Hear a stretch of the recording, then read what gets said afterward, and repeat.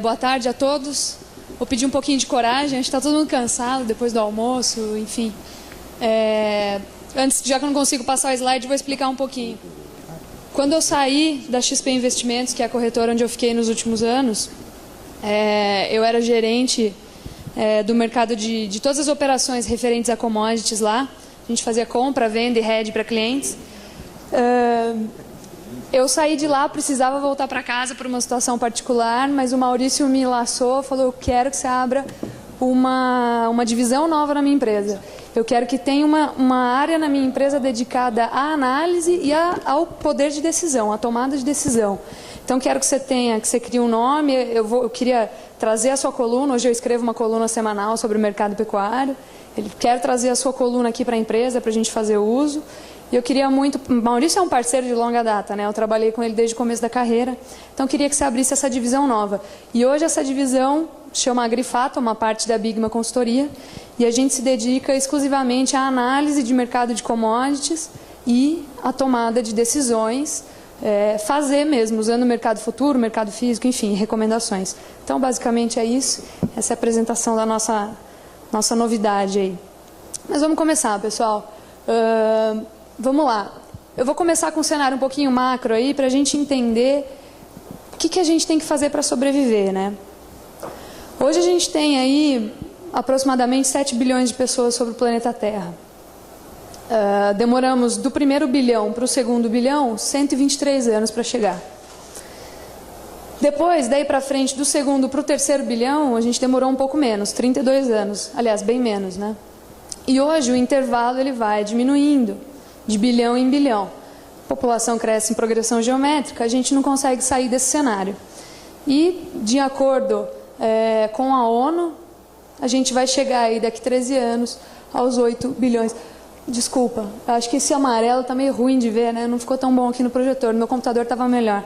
Mas chegaremos aí aos 8 bilhões de habitantes, então uma pressão aí de consumo enorme. Esses 8 bilhões, ontem a gente viu na palestra do Ropa, palestra excelente, que esse crescimento aí, ele acontece principalmente nos países emergentes, que são os países que estão incrementando o seu consumo de carne, ao contrário do que acontece com os países desenvolvidos, que estão decrescendo. Na crise a gente tem que apertar um pouco o bolso, né, e acaba não consumindo tanta carne, enfim. E ainda com esse cenário desse monte de gente aí andando junto sobre o mesmo planeta, a gente tem uma situação delicada, que é 1 bilhão de pessoas ainda passa fome hoje. Então, é um aperto aí. Segundo lugar, terras agricultáveis disponíveis. É finito, a gente não consegue fazer isso crescer, precisamos otimizar a mesma área. E hoje quem tem área disponível para oferecer aí em área agricultável, sem ter que derrubar um pé de floresta, é o Brasil. Entre os grandes players, entre compradores e vendedores de alimentos, tá? No mercado internacional. Então, nova pressão. População crescendo, terra não. Então, é a produtividade que tem que ganhar para a gente poder atender a essa demanda crescente. Isso aqui também atrapalha bastante, tá? Clima, cheia, a gente tem secas horrorosas. Aqui, ó, essa foto aqui sou eu e a Marcela lá do Minerva. O pessoal da área de análise lá viajou com a gente no Rally da Pecuária. E a gente estava lá no nortão de Minas. Isso que é uma região que chove 300 milímetros por ano. Então, uma situação muito delicada e vem piorando. Só que ao mesmo tempo que eu vi isso aqui, eu não coloquei a foto, devia ter colocado, agora que me bateu na cabeça. Ao mesmo tempo que isso acontece, a gente tem uma situação contrária. Nós passamos pela fazenda colonial, que fica na mesma região que chove os 300 milímetros por ano. Os caras têm pivôs centrais, onde o pasto está dessa altura, né? Então, ele está conseguindo burlar isso, ele consegue burlar através da implantação de tecnologia. Isso acontece de uma hora para outra? Não. É muito difícil você conseguir caixa para fazer isso, mesmo pedindo no banco. Mas é um processo contínuo que a gente busca. E eles estão num nível bastante avançado ali. Muito interessante, a fazenda é referência em genética. Quem quiser conhecer, acho que só ligar lá e agendar uma visita. Muito legal de conhecer. Isso aqui, ó, é uma verdade, é um esquema muito interessante. Eu roubei do Ricardo Amorim e ele roubou de alguém que eu não sei quem é, na verdade. Tá? É o seguinte, é como um jovem chinês de 31 anos de idade, com mestrado, com um bom padrão de vida, classe média alta, como ele gasta o salário dele hoje. Então ele ganha lá 10 mil ienes, né? E ele gasta, não precisa se preocupar em entender o esquema, eu vou explicar. Ele gasta aí 1.600 com contribuição para o governo, ele economiza aqui 1.300, ele gasta 1.500 com aluguel, enfim, tem vários gastos, todo mundo aqui gasta para viver, sabe mais ou menos o que eu estou falando. Mas o que chama a atenção é isso aqui, ó, que o maior gasto, a maior porção, ele deixa para gastar com alimento e bebida. Então tá lá 1.700, 1.780 com alimento e bebida ali em cima. É o que ele mais gasta hoje. China, um país enorme, uma população enorme, um crescimento enorme, invejável, sem recursos hídricos mais para poder explorar, crescendo em produtividade. O governo tem investido na agricultura, mas que mesmo assim precisa dos outros países para poder continuar comendo. Então é isso aqui que a gente vê lá hoje. Então, isso traz para a gente uma nova ordem. A gente tem pressão de todo lado. Aí, esqueçam a era do alimento barato, pelo menos por enquanto. Enquanto a população continuar crescendo, mesmo que tenha diminuído um pouquinho o ritmo aí nos últimos anos, por enquanto a gente ainda está na era do alimento caro. E aí o pessoal que não é da área, né, olha isso e acha que o pecuarista está rico, né? Acho que o agricultor está ganhando muito dinheiro, porque o alimento está caríssimo. Uma vez eu recebi até de um amigo um e-mail, essa ganância da agropecuária. Eu falei, ô louco, vou te mostrar a margem aqui, como que a gente trabalha, não tem nada a ver. Picanha de 50 reais, falei, mas você sabe quanto custou para chegar até você por 50 reais? Então, complicado, né?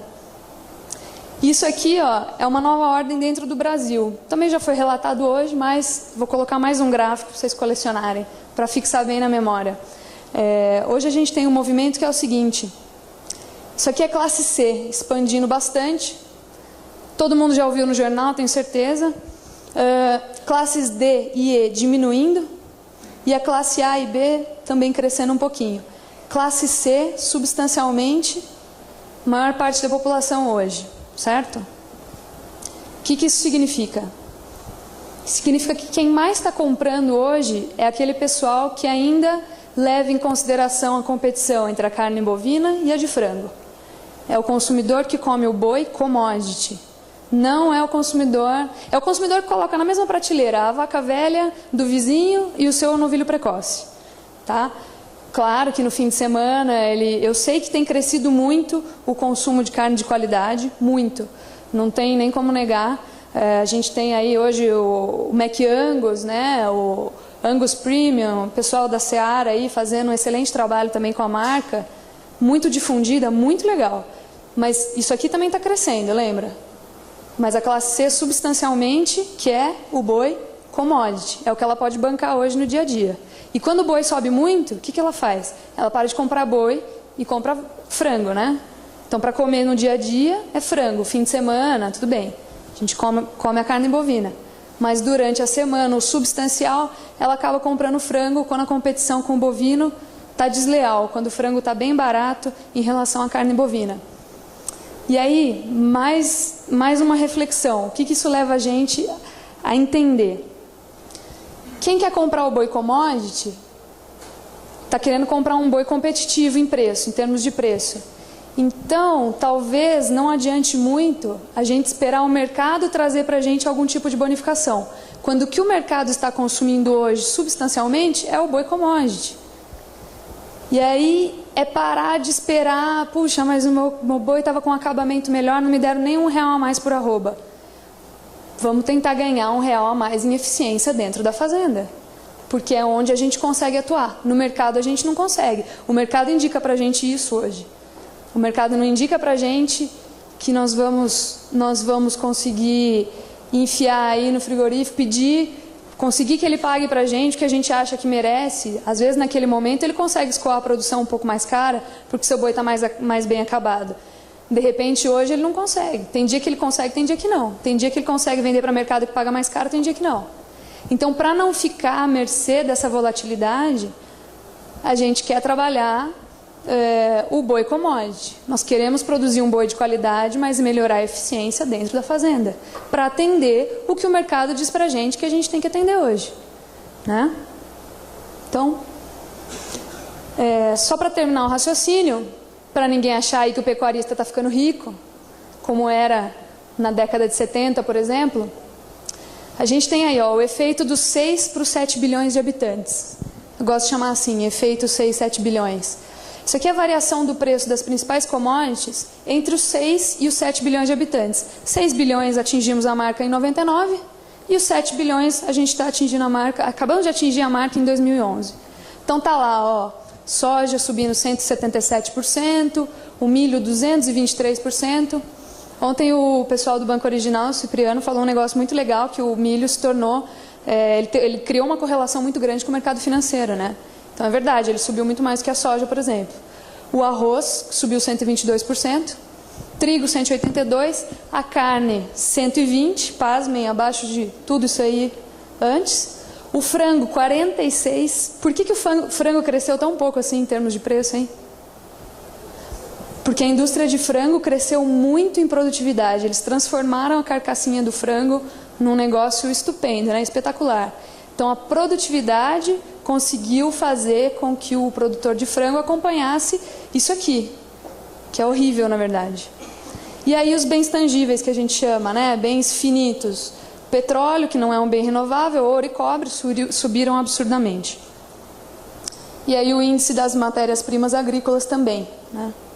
Então, subiu muito. E nesse ínterim, a carne subindo apenas 120%, nós temos alguns dos componentes do custo de produção, né? Fertilizante subindo 270%, combustível 225%, sal mineral 152% e mão de obra 302%. E ano que vem tem mais. O que isso aí mostra pra gente? A carne subiu 120%, a carne não acompanhou, né? Então, nós estamos em desvantagem, nós estamos perdendo o poder de compra. Isso aqui é horrível. E aqui, eu coloquei só alguns itens do custo de produção, tem muito mais coisa embutida no meio. Então, aqui a gente colocou o custo de produção, que é a linha vermelha, né? O preenchimento vermelho, e colocamos os preços do boi gordo deflacionados, tá? Corrigidos pelo IGPDI. Na verdade, eu não gosto muito de corrigir pelo IGPDI, mas não dá para pegar uma série histórica tão longa sem corrigir. Tem uma troca de moedas aí no meio, enfim, né? A gente tem uma era perdida aqui, uma década perdida aqui entre 84 e 94. E o que a gente nota? Que esse intervalo aqui era muito maior antigamente do que hoje. E eu vou falar aqui para vocês. Quem produzia aqui antigamente, em 1970, precisou crescer 5,5 vezes, quase 6 vezes, para manter o padrão de vida que tinha em 1970 hoje. Então ele precisou crescer quase 6 vezes em produtividade para manter o mesmo padrão dentro da propriedade. Isso aqui é o que acontece com o pecuarista. Então é isso que a gente vai falar para o pessoal quando eles acharem que o pecuarista está rico, que é latifundiário, enfim. Isso aqui é o lucro, tá, do produtor, caindo aí expressivamente desde a década de 70 até agora. A gente tem aí em valores corrigidos o custo médio de produção em torno de R$ 98,00 e o preço médio em São Paulo em R$ 144,00. Quer dizer, na verdade isso não me diz muita coisa, porque é um preço médio. Mas o que me diz alguma coisa é isso aqui, ó. Na verdade é mais uma maneira de expressar o que a gente acabou de falar. Nós temos preço da arroba da década de 80 para a década de 90 caindo 17%, de 90 a 2000 43%, de 2001 a 2010 16% e 2011, 2012 subiu um pouquinho aí, em termos reais, tá? Não em termos nominais. E aí a gente olha lá para a última coluna, não vou nem passar pelas do meio, o custo de produção. Em nenhum dos anos, nenhuma das décadas, desculpem, o custo de produção acompanhou a queda de preço real. Então, mais uma forma da gente mostrar que a gente vem perdendo poder de compra aí ao longo dos anos. Muito difícil trabalhar assim, permanecendo no mesmo ritmo. A gente tem que correr atrás, tem que fazer mais acontecer. Aí, nos últimos 2 anos, né, a gente teve um lucro médio estimado em hectare por ano de R$ 41,00. Pô, gente, é complicado. Isso aqui é média Brasil, tá? complicado trabalhar assim. Então, não dá mais para... Quem que vive nesse mundo? Não dá para viver nesse mundo. A gente tem que fazer alguma coisa para sair disso, para sair dessa roda, né? Então, isso significa que cada vez mais haverá necessidade de aporte tecnológico e eficiência no campo. Só tem uma palavra para a gente conseguir fazer isso, que é a palavra gestão. Acho que todo mundo falou aqui isso também, né? Então, não tem dúvida de que esse é o caminho. Então, como será a pecuária nos próximos anos? Na verdade, não será nos próximos anos. Isso já está acontecendo. Tudo isso aqui que está escrito nesse esqueminha aqui já está acontecendo. Ó. Melhora de índices zootécnicos. Apesar da gente ainda ter índices zootécnicos baixos, a gente tem melhorado nos últimos anos. Vamos ter que melhorar ainda mais. Profissionalismo dos agentes de pressão e ONGs. O pessoal está vindo lá da Holanda, lá do Reino Unido, lá da Europa, para vir atormentar a gente aqui, botar o dedo no nosso Código Florestal. Então o pessoal está pegando pesado, né? Expansão de linhas de crédito adaptadas para a pecuária, a gente já tem isso. Estava falando ontem sobre a linha ABC, né? Tem gente que já conseguiu pegar aí, então o governo, de certa forma, está fazendo uma parte, ainda que precise melhorar, mas aí, já temos aí expansão de linhas de crédito. Temos que aumentar o profissionalismo ao longo da cadeia. Então, ao longo da cadeia, os frigoríficos já estão aí na ponta, puxando, né? O pessoal está se profissionalizando. A gente vê aí o pessoal dos frigoríficos bastante desenvolvidos. O pecuarista vai na mesma linha, mas é mais difícil a gente enxergar porque a nossa ponta é mais pulverizada, ao contrário de uma ponta mais concentrada. Então, se faz mais visto, né? A gente tem que ter melhor habilidade para vender carnes.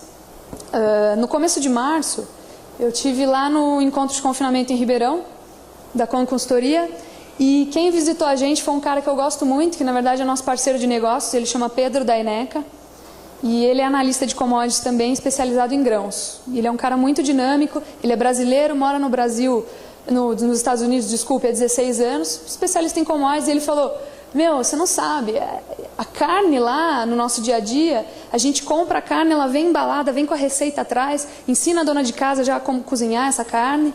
E aqui no Brasil, a dona de casa compra a carne e não sabe cozinhar, ela não sabe preparar aquele corte. Então, falta habilidade para a gente saber, para a gente poder vender a nossa carne de uma maneira melhor, né? Tecnologia agronômica e administrativa, vamos falar bastante disso daqui a pouco. Nós vamos deixar de ter, ou nós vamos ter que compartilhar 30 a 40 mil hectares, nós estamos perdendo já para a agricultura, foi muito falado também, e relações de troca cada vez mais apertadas. E isso aqui faz parte da perda do poder de compra. Então, a gente vai ter cada vez mais relação de troca apertada, cada vez menos a gente vai conseguir trocar um boi gordo por bezerros, tá? Isso vai diminuir. E aí vamos trazer um pouquinho mais para o hoje, sair um pouco do macro, entrar um pouquinho mais no micro, né? Isso aqui é média entre São Paulo, Minas, Mato Grosso, principais estados aí pecuaristas que tem pecuária.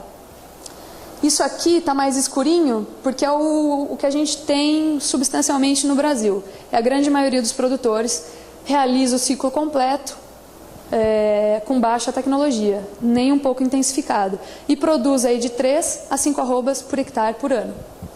Tá? Então a gente tem aí, para quem faz cria, uma margem nada interessante, R$ 43,00 por hectare por ano. A gente tem no ciclo completo 59 e a gente tem na recria engorda 124. Que mesmo aqui a recria engorda, ela requer um pouquinho de intensificação, né? Mas quando a gente consegue aumentar a lotação, isso melhora. Então quando a gente coloca de 5 a 8 arrobas por hectare por ano, o resultado já melhora bastante. Isso é o que a gente chama de aporte médio de tecnologia. E na intensificação, vai lá para cima, né? A gente consegue aí, ó, praticamente quadruplicar, a recria e engorda vão parar lá nos R$ 434,00 por hectare por ano. Então, isso é resultado de fazendas que nós avaliamos dentro da empresa. Tá certo? São casos reais. Como lidar com as pastagens, né? Necessário administrar a tecnologia e o fluxo de caixa para compor o orçamento. Porque não adianta eu querer fazer uma transformação na minha fazenda e fazer tudo hoje, no próximo ano. Não tem fluxo de caixa, não tem dinheiro para isso.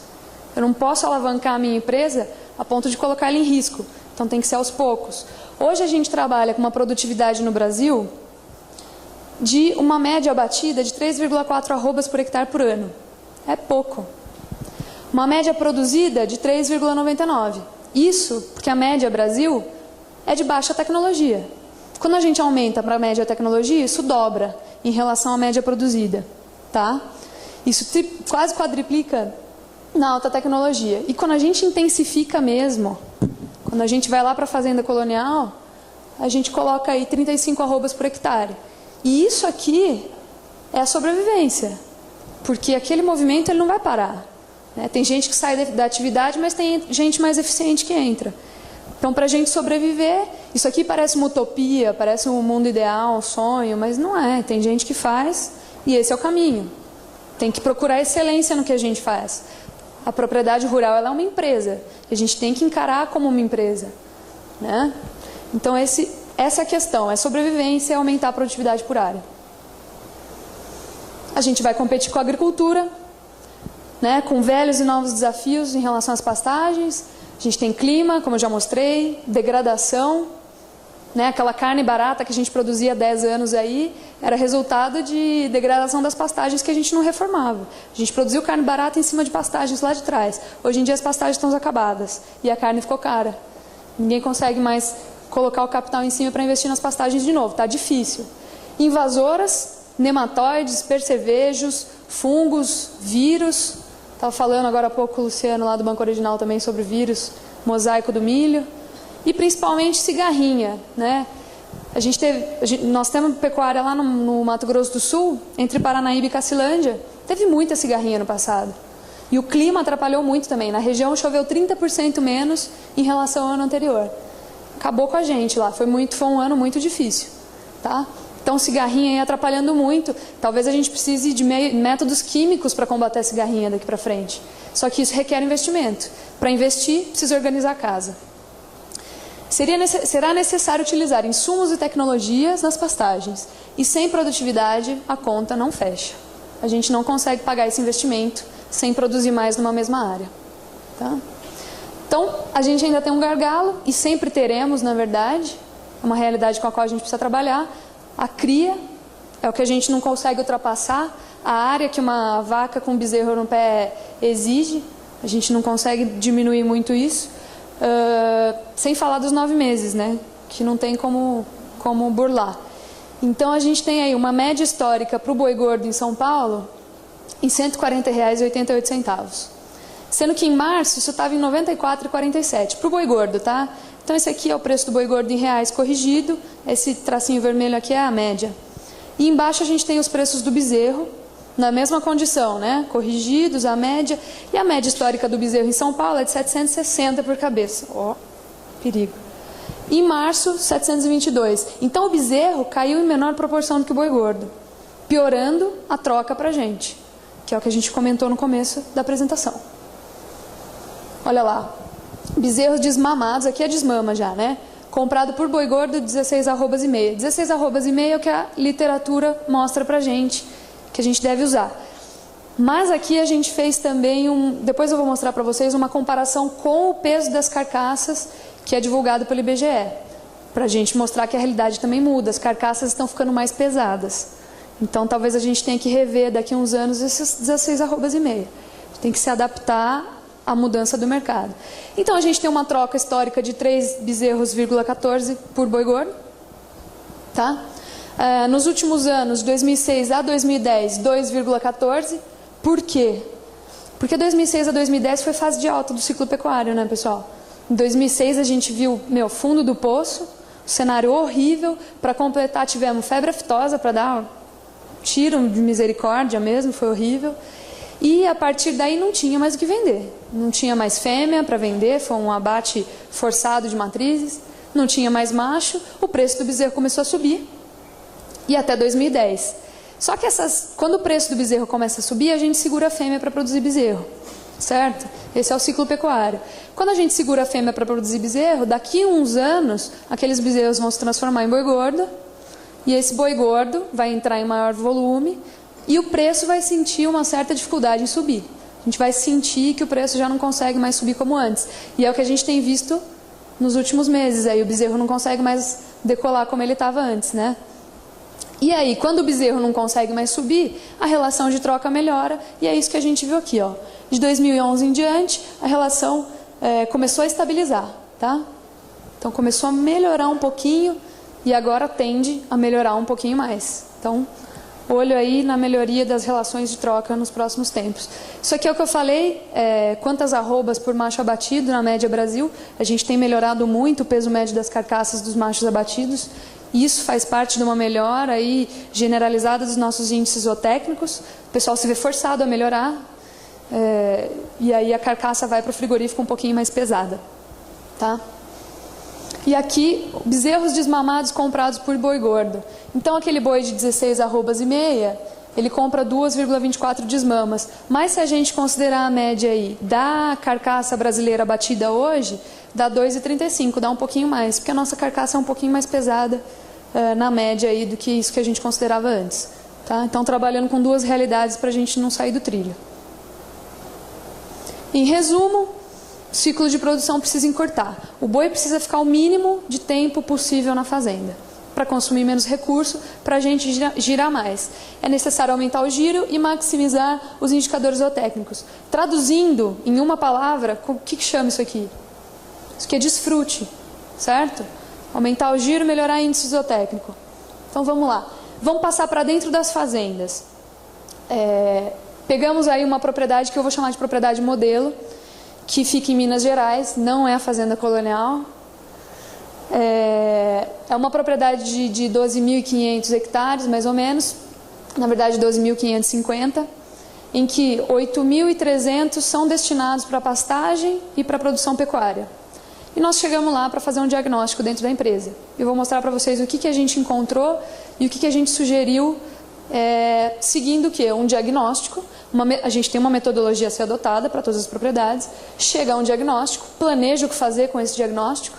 Às vezes está muito bom, às vezes está uma porcaria, né? Às vezes tem pouca coisa para fazer, às vezes tem muita. E executa o plano. Não tem segredo. Estratégia. Então, a primeira etapa é o que a gente chama de financeira zootécnica. Essa parte é meio chata, né, de conceitos, mas vou explicar para vocês entenderem depois que a passagem de uma etapa para outra é muito clara no gráfico. Vai ficar, assim, preto no branco para vocês. Então, a primeira etapa, que é o que a gente chama de zootécnica, ela tenta agilizar o retorno do capital, né, fazer o capital circular rapidamente e melhorar o fluxo de caixa para o pecuarista. E a gente implanta tecnologias relativas à nutrição, sanidade, manejo de pastagem, controle de invasoras, melhorando aí todos os índices zootécnicos, e no final a gente recomenda o confinamento, porque ele faz parte de uma diminuição do tempo que o boi fica na propriedade. A gente tenta otimizar a fase final de engorda do animal. Tá? E cada mês, cada semana, cada dia a menos no tempo de abate de um animal representa uma resposta financeira melhor aí para a propriedade. Então, interessante. E a segunda etapa é a agronômica. Então, uma é zootécnica e a outra é agronômica. A agronômica, o objetivo principal dela é melhorar o resultado econômico mesmo. A primeira etapa ela é focada nos índices zootécnicos. A segunda etapa já fica bem focada no resultado econômico. E a gente envolve todas as tecnologias anteriores. Não significa que a gente para de evoluir os índices zootécnicos. Mas a gente inclui fertilização das pastagens e, substancialmente, a expansão rápida do rebanho. Então, a gente começa a investir em maior ocupação por área. Tá? E os resultados são mais rápidos e melhores apenas se houver recursos financeiros. Se não houver, vai continuar sendo lento. E a gente tem que ter paciência. Tem que ter paciência e tem que ter perseverança para atingir isso. Então, vou começar a mostrar isso em números. Tá? Isso aqui é o desfrute que a gente pegou lá na propriedade. Está acima do desfrute brasileiro. Eu lembro de uma das palestras de ontem falando que a gente tem que pegar a média e ser melhor. Esse cara aqui está melhor do que a média, mas a gente colocou uma meta para ele de 34%. O desfrute do rebanho brasileiro hoje está em 18,5%. Então a gente já jogou ele lá para os 10%. Né? Isso que foi falado ontem. Então, desfrute de 22%, a gente coloca ele em 20 situações. São 20 etapas para ele seguir. E não tem um período de tempo estabelecido para isso. Depende do tamanho da propriedade, depende dos recursos financeiros, depende da situação do mercado, do fluxo de caixa. Mas a gente tem 20 situações para seguir, para chegar até a intensificação, que seria a etapa a partir do 11 para frente. Tá? Então, até a etapa 10, a gente faz a etapa zootécnica. Do 10 para frente, a partir do 11, entra na etapa agronômica. tá bom? Então, nós quisemos sair dos 22% de desfrute, alcançar os 24% e o objetivo final era 36,5%. Então, aumentar o desfrute, economizar a área e muito, né? Por exemplo, para bater hoje 40 milhões de cabeças por ano, a pecuária brasileira mantém aí algo em torno de 205, 210 milhões de bovinos. Se nós trabalhássemos com o desfrute dos norte-americanos, que depois no final eu vou mostrar quanto é, precisaríamos apenas de 105 milhões de cabeças. E a área para produzir isso também seria metade. Então é isso aí. É assim que a gente dá um chega para lá na agricultura, invadindo aí a pecuária, né? Evolução do rebanho. Por que essa curva tão inclinada de repente? Porque a primeira fase é a zootécnica. A gente não aumenta o número de cabeças. A gente simplesmente melhora os índices zootécnicos, né? Com a melhoria dos índices, com o aumento do fluxo de caixa, a partir disso a gente consegue partir para investimento em pastagem e aumento do rebanho. Então está aí bem dividido as duas etapas que a gente usa para colocar a propriedade em ordem. Custos por dia na fazenda, nós temos aí fixos e indiretos. No momento do diagnóstico a gente mediu aí mais ou menos 10,55, tá? Isso aqui é 1.000, desculpa. A gente tem aí 2,75 só para os custos diretos, então já é um custo considerável para uma fazenda desse tamanho. Mas conforme a gente intensifica, na situação 10, a gente já aumentou bastante isso aqui. A gente tem R$ 16.300 por dia de custos, somando fixos e indiretos, e só os diretos a gente tem 6.000. E na situação 20, isso fica próximo dos 40.000 por dia. Então, custa bastante. Mas o giro é muito mais alto, tá? Aqui no processo de melhoria, gasto com insumos. Então, no começo a gente aumenta só um pouquinho o gasto com insumo, né? Melhora o sal, coloca uma IATF aí se o cara não tiver, enfim. Só que a partir da situação 11, a gente vai colocar fertilizante corretivo nas pastagens. Vai colocar, a pastagem vai ficar que nem lá na fazenda colonial. E fica um negócio bem bacana. Aí a gente começa a aumentar aí o investimento, o gasto com insumos. Faz uma curva aí bastante acentuada, né? Essa é a segunda etapa também. Esse é o investimento acumulado em todo o processo. Então o investimento no começo ele é relativamente modesto. Eu vou mostrar num gráfico para vocês agora que o difícil mesmo é chegar até a segunda etapa e manter o ritmo. Mas no começo é bem modesto esse investimento, tá? É investimento em coxo, é investimento numa melhora de sal, aí, não é nada de muito grosso. Mas a partir da segunda etapa fica mais pesado. Mas a gente tem um fluxo de caixa funcionando melhor também para responder a isso. Então é parte de um processo, tá? Então olha lá, a gente tem um total de 19 milhões aí investidos no processo.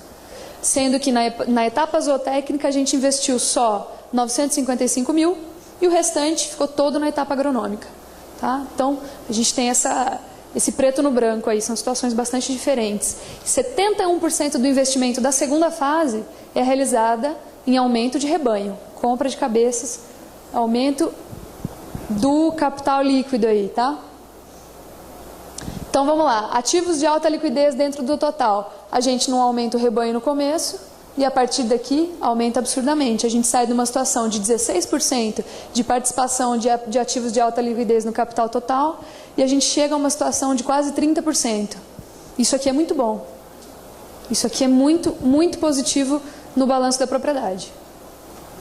E aí vocês veem que a diferença toda, novamente, entra da primeira fase para a segunda. Isso aqui é o lucro operacional, tá? Nos primeiros anos ele é muito interessante, porque é um crescimento bem acentuado que a gente tem em fluxo de caixa com a melhoria dos índices zootécnicos, mas ele tem um crescimento contínuo até o final, tá bom? E isso aqui também melhora bastante o lucro operacional, porque você tem mais ativos de alta liquidez. Tua lotação por área aqui aumentou muito, teu desfrute também. Então você tem uma diferença aí muito interessante nesse período.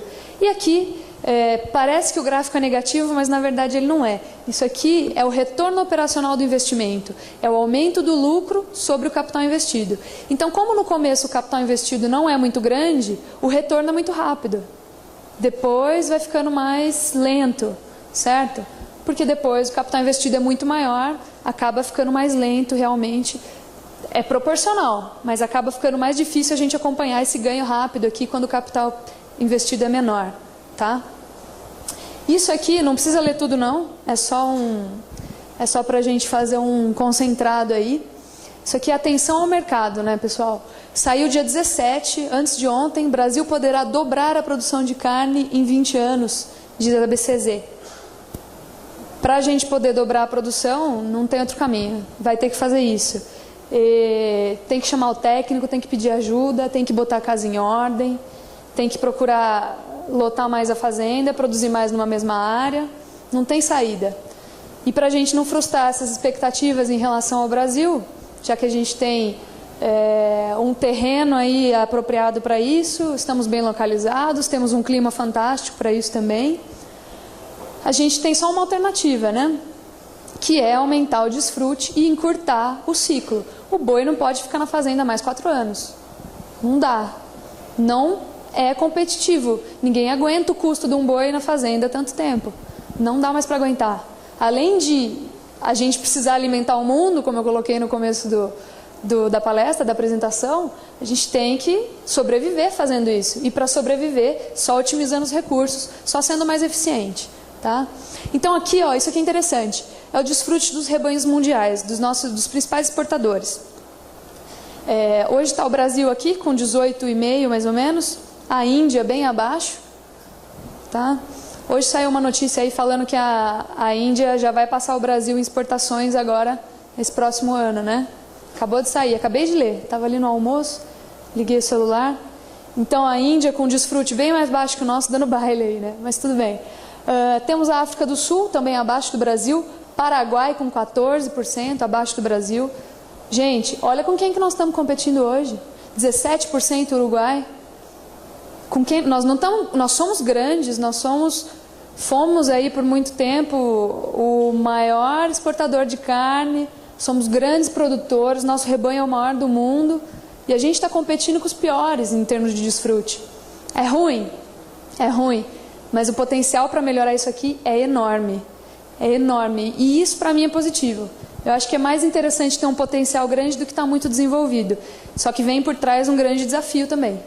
Um desafio de atingir isso aqui, ó, que lembra que a gente fez a comparação com o desfrute dos norte-americanos? 38%. A gente tem que crescer 20% em desfrute. E não é nem onde a gente colocou a meta da propriedade modelo. A meta da propriedade modelo é 36,5%. E isso é média Estados Unidos. Então é isso aí, ó. Por que não? Por que parece ser tão impossível para a gente, tão difícil, uma coisa que os americanos já fazem com excelência, né? Então acho que é isso aí, é o que a gente tem que seguir, tem que buscar. Isso aqui é uma capacidade de resposta, tá? A gente tem que ter atenção, é uma brincadeira interessante. Para cada 1% de aumento no desfrute de cada país, quanto ele aumenta em produção de carne? Né? Então, quanto menor é o desfrute dele, maior é o potencial dele de aumentar. Concordam? Maior é a capacidade de resposta dele. Então, a Índia, que tem o menor desfrute, com 11,7%, para cada ponto percentual no desfrute, ela cresce em produção 8,54%. O Brasil, com desfrute maior, 18,5% aí, cresce 5,2%. Né? A gente pega aí a África do Sul, por exemplo, nem estão competindo tanto com a gente, mas 6%. A Indonésia, que está um pouquinho melhor, não está abaixo da gente, está acima, 22%. A gente chega aos 4,45%. Então é isso aí, ó. Não é tão difícil de fazer, tão bicho de 7 cabeças assim. Mas talvez a gente precise pensar em procurar ajuda para organizar a casa. E essa é a saída. Tá? Então, sem produtividade, não tem orçamento para manter as margens. Então, as pastagens, desculpa, e as margens também, né? Sem essa produtividade, a gente não vai conseguir continuar, a gente vai perder aí, continuar perdendo para o eucalipto, para a cana, nas principais regiões, ou a gente vai resolver abrir um restaurante na cidade, não sei. Mas é difícil. A pecuária demanda já, não vai demandar, não é futuro mais, né? Ela já demanda cada vez mais tecnologia, planejamento e qualidade. E sem flexibilidade para a gente se adaptar às novas realidades, não há tomada de decisão coerente com o aumento da implantação de tecnologia. Então tem que se adaptar à realidade nova do mercado, tá? E lembrar sempre que o mercado é cíclico. Então a gente tem tempos ruins, mas quando está ruim todo mundo cai fora, né? E quando todo mundo cai fora que fica bom. E aí o mercado volta a subir. Então lembrar de trabalhar com análise de mercado também, que é o que a gente gosta muito de fazer lá.